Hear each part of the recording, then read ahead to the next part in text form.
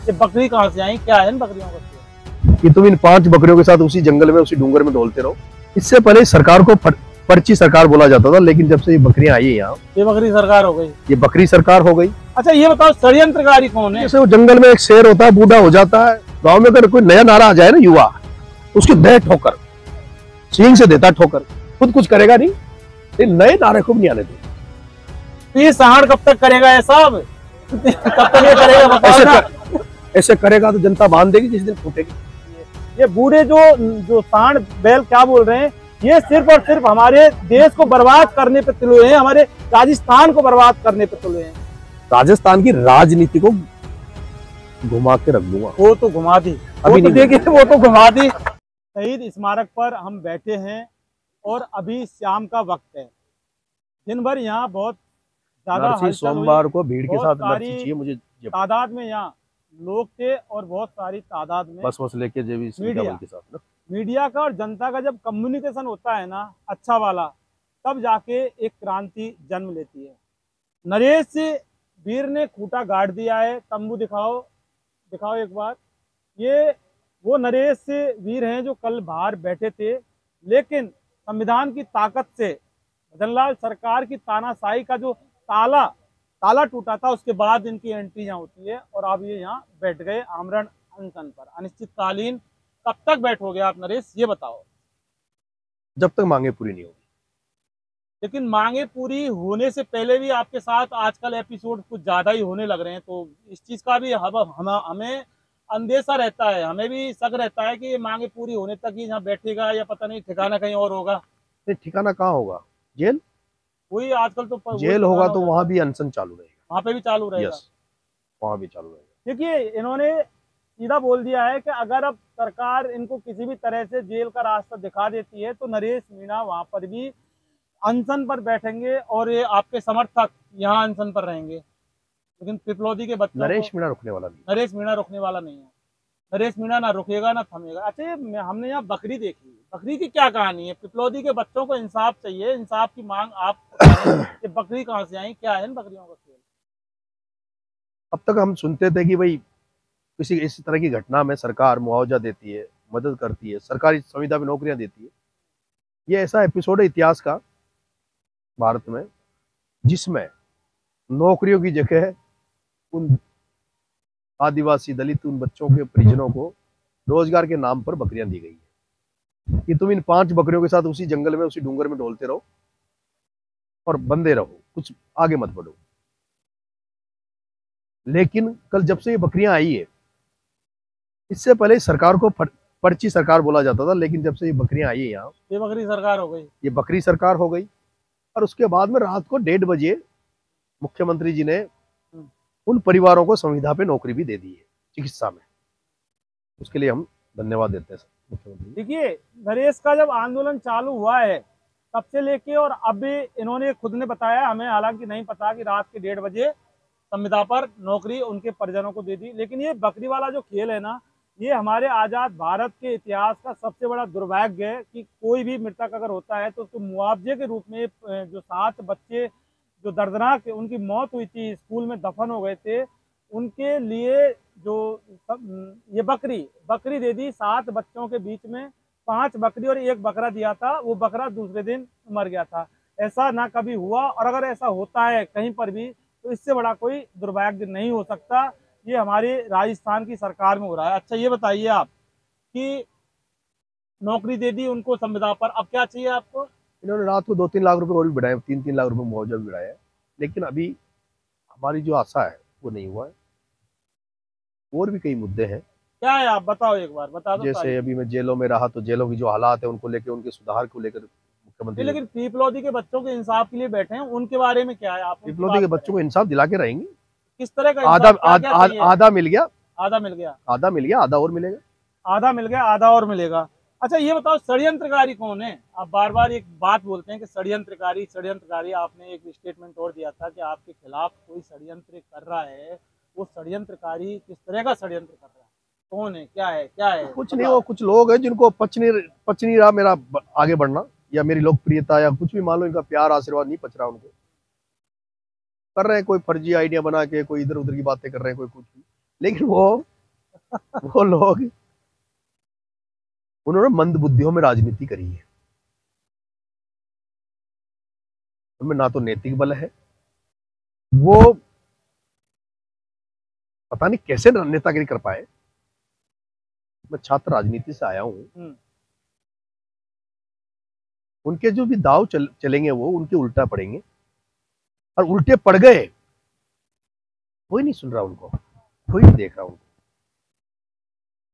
नरेश मीणा से तकलीफ क्यों?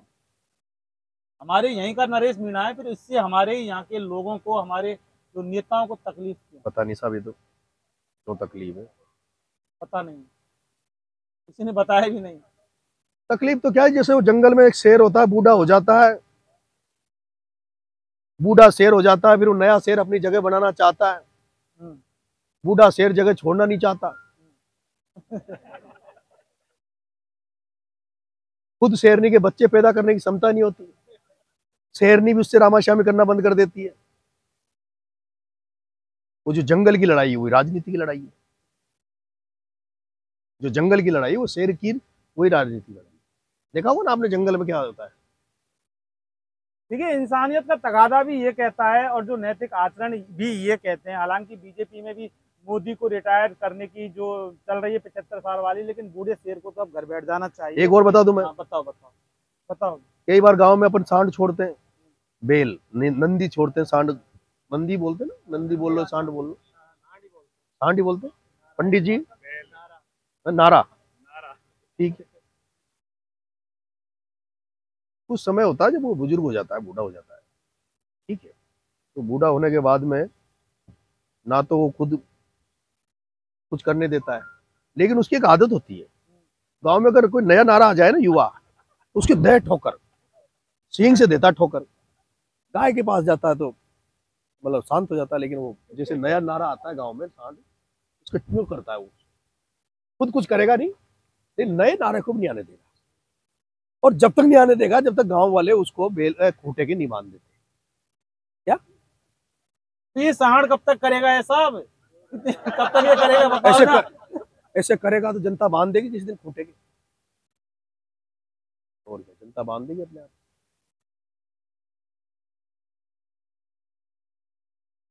कुल मिला के ये है कि राजनीति होती है और होनी चाहिए, और यहाँ पर जो लड़ाई है नरेश मीणा से कोई पर्सनली दुश्मनी ना होकर, ये सब राजनीति में ऐसा होता है और होता आया है। ये राजनीतिक स्टंट है, और राजनीति इसी को ही कहते हैं, दाव पेच खेले जाते हैं। लेकिन राजनीति में भी एक रिटायरमेंट की कोई उम्र होती नहीं है। 75 साल की जो कहानी है वो सब आपने देख ली, उस कहानी का कोई लेना देना नहीं होता। लेकिन हमारा जो एक बहुत बड़ा सवाल है, देखिए हम पढ़े लिखे पत्रकार हैं, हम पहले ही बता देते हैं कि हम संविधान को पढ़ के जब मैदान के अंदर आते हैं, जब जाके बात करते हैं, कोई पढ़े या ना पढ़े, क्या राजनेता के बुजुर्ग होने से या वंशवाद को राजनीति में लाने से क्या हमारे देश का, हमारे प्रदेश का, हमारे गांव का, हमारी ढाणी का विकास होना संभव है क्या? ऐसा कभी नहीं होता। हमारे देश का, हमारे प्रदेश का, हमारे गांव ढाणियों का अगर कोई विकास होगा ना, वो तब होगा जब युवा वहां पर होगा, युवा वहां नेता होगा। आपने तमाम देखे होंगे कि कई जो सरपंच होते हैं वो युवा होते हैं, वो किस तरह से अपना एक जो काम करते हैं और विकास लाते हैं, उनको मतलब रिवार्ड भी जनता देती है। तो इन बूढ़े सांडों को बैठ जाना चाहिए घर पे और युवाओं को मौका देना चाहिए। ये बूढ़े जो जो सांड बैल क्या बोल रहे हैं, ये सिर्फ और सिर्फ हमारे देश को बर्बाद करने पे तुले हैं, हमारे राजस्थान को बर्बाद करने पे तुले हैं। यकीन मानिए कि बाबा साहब भीमराव अंबेडकर ने कभी ये सोचा नहीं होगा। ये तस्वीर दिखाओ, ये आज ये जो आदमी है ना, ये अंबेडकर साहब हैं। आज इस हमारे देश की बदहाली पर आंसू 100% ये बहारे होंगे, क्योंकि कल भी जो देखा था वो भी इन्हीं का था। इसमें दो दलित बच्चे हैं। दलित और बिना दलित क्या होता है? दलित है, 2 आदिवासी, 5-4 आदिवासी, एक लोधा समाज, वो भी ओबीसी में आते हैं। दलित ये होता है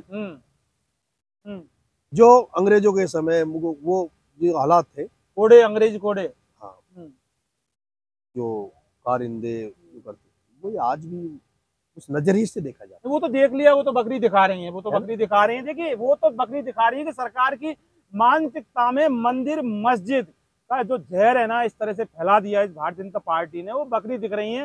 ये बकरियों का इतिहास है ना, ये कभी भूला नहीं जाएगा। अब अगर ये सोने के महल भी उनको दे देना तो भी ये बकरी है ना, ये माथे पर मड़ गई भजनलाल सरकार पे, किस तरह से बच्चों की मौत के साथ मिला गया, जबकि बच्चे कोई हादसे का शिकार नहीं थे। पिपलौदी के स्कूल में जो बच्चे मरे थे वो एक मर्डर था, वो सरकारी मर्डर था।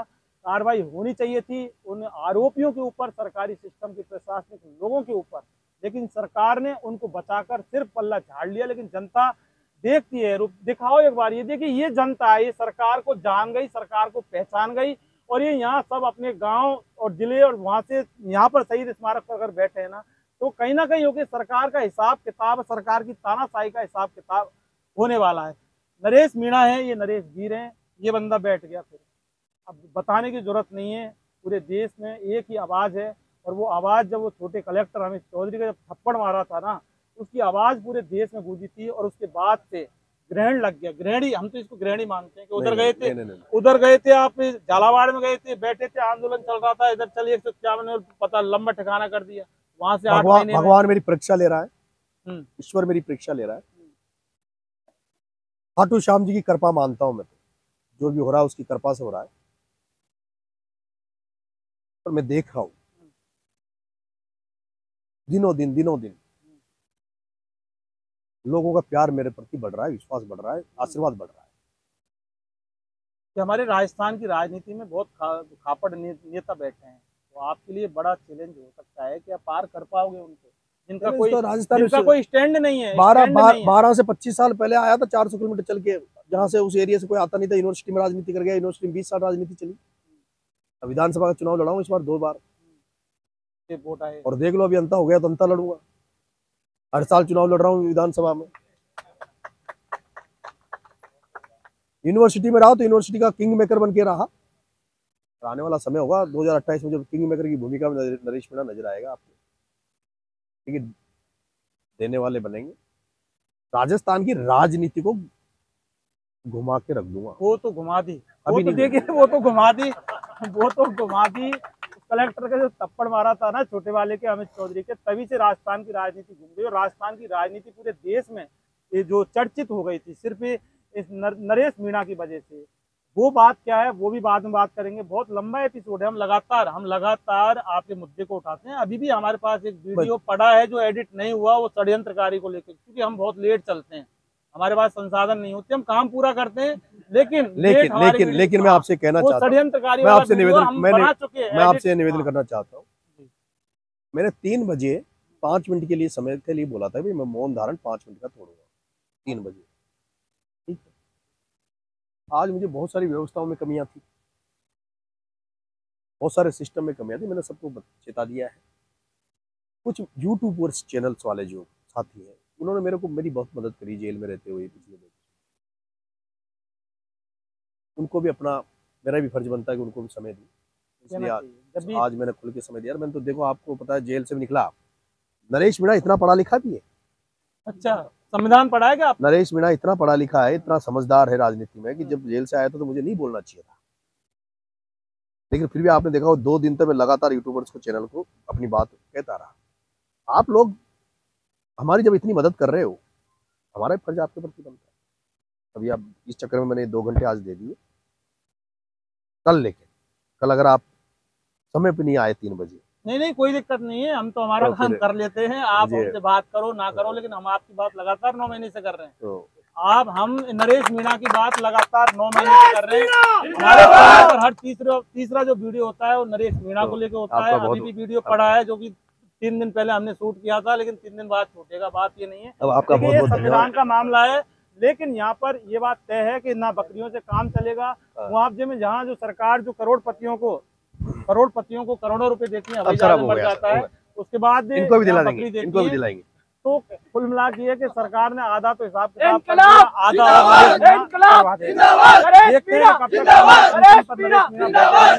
जब तक बैठे रहेंगे बात चलती रहेगी, लेकिन जरूर सरकार है वो सरकार की इन्वेस्टिगेशन मीडिया के लिए शहीद स्मारक से पवन कुमार के साथ में जितेंद्र शर्मा।